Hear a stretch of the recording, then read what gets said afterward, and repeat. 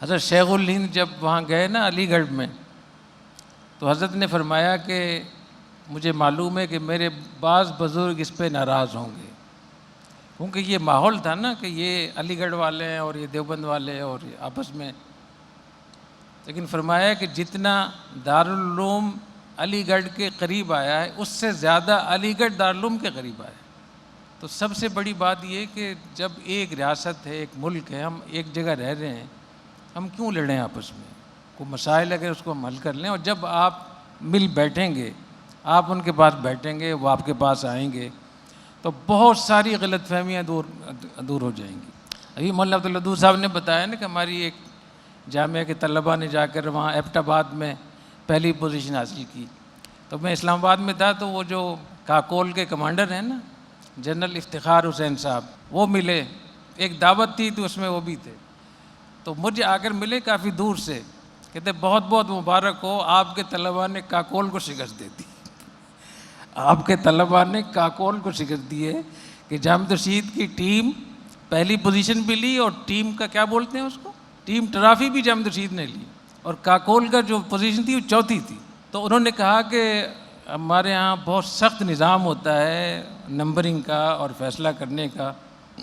تو جنرل افتخار صاحب بتا رہے تھے کہ لوگ حیران تھے کہ جامع ترشید کے طلباء کتنی ان کے اندر ان کی تربیت ہوئی ہے۔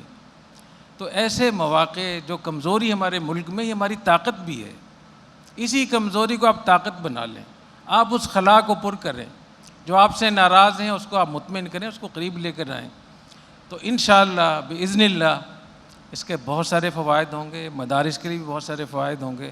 ایک میں آپ کو اور بات بتا دوں، دیکھیے 15 سال سے مسئلہ چلا ہوا تھا کہ غیر ملکی طلباء کو ویزے نہیں مل رہے تھے۔ جامعہ بنوریا، رائے ونڈ، نیو ٹاؤن، اتنی بڑی تعداد میں غیر ملکی طلباء پڑھتے تھے، اور سب بند ہو گئے تھے۔ 15 سال سے احتجاج ہو رہا ہے، دھمکیاں ہو رہی ہیں، بہت کچھ ہو رہا ہے اس میں، لیکن جنرل باجوہ سے میں نے بات کی، میں نے کہ اتنے بڑا کام یہاں ہو رہا تھا اور آپ لوگوں نے کیوں ان کو منع کر دیا؟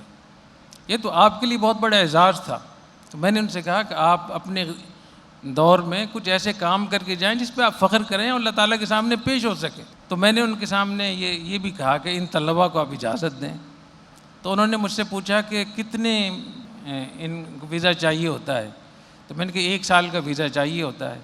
تو انہوں نے کہا کہ ویسے یہ کورس کتنے سالوں کا ہے؟ میں نے کہا 8 سال کا ہے۔ تو انہوں نے وزارت تعلیم کا اجلاس بلایا اور جتنے بھی وہاں متعلقہ لوگ تھے ان سے بات چیت کی، تو 9 سال کا ملٹیپل ویزا ملتا ہے اس وقت میں، 9 سال کا۔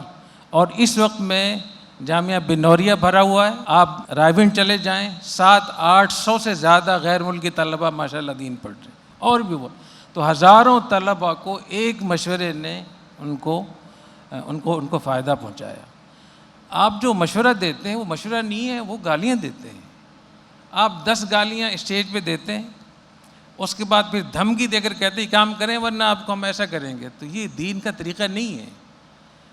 آپ پیار محبت سے جو انبیاء کا طریقہ ہے، فَقُولَا لَهُ قَوْلًا لَّيِّنًا لَعَلَّهُ يَتَذَكَّرُ أَوْ يَخْشَىٰ، کہ نرم بات کریں، طریقے سے سلیقے سے بات کریں تو بہت سارے ہمارے مسائل حل ہوں گے۔